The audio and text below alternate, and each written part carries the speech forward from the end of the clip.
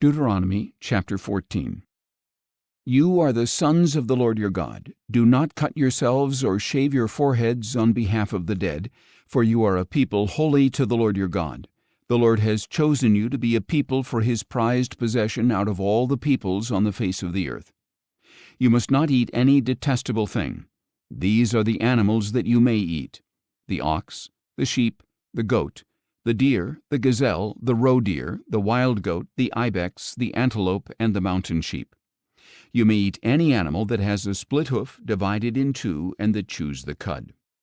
But of those that chew the cud or have a completely divided hoof, you are not to eat the following: the camel, the rabbit, or the rock badger. Although they chew the cud, they do not have a divided hoof. They are unclean for you, as well as the pig. Though it has a divided hoof, it does not chew the cud. It is unclean for you. You must not eat its meat or touch its carcass. Of all the creatures that live in the water, you may eat anything with fins and scales. But you may not eat anything that does not have fins and scales. It is unclean for you.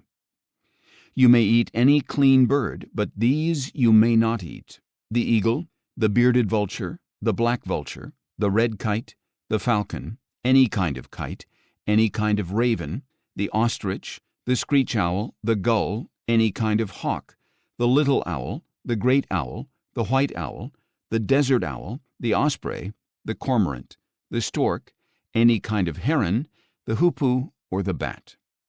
All flying insects are unclean for you. They may not be eaten, but you may eat any clean bird. You are not to eat any carcass. You may give it to the foreigner residing within your gates, and he may eat it, or you may sell it to a foreigner, for you are a holy people belonging to the Lord your God. You must not cook a young goat in its mother's milk. You must be sure to set aside 1/10 of all the produce brought forth each year from your fields, and you are to eat 1/10 of your grain, new wine, and oil, and the firstborn of your herds and flocks, in the presence of the Lord your God at the place he will choose as a dwelling for his name, so that you may learn to fear the Lord your God always.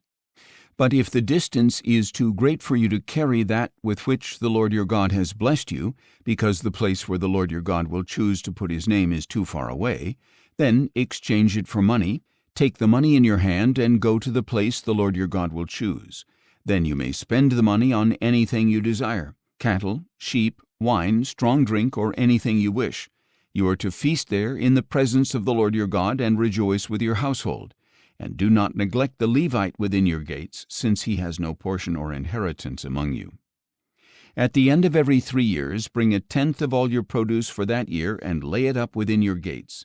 Then the Levite, because he has no portion or inheritance among you, the foreigner, the fatherless, and the widow within your gates may come and eat and be satisfied, and the Lord your God will bless you in all the work of your hands.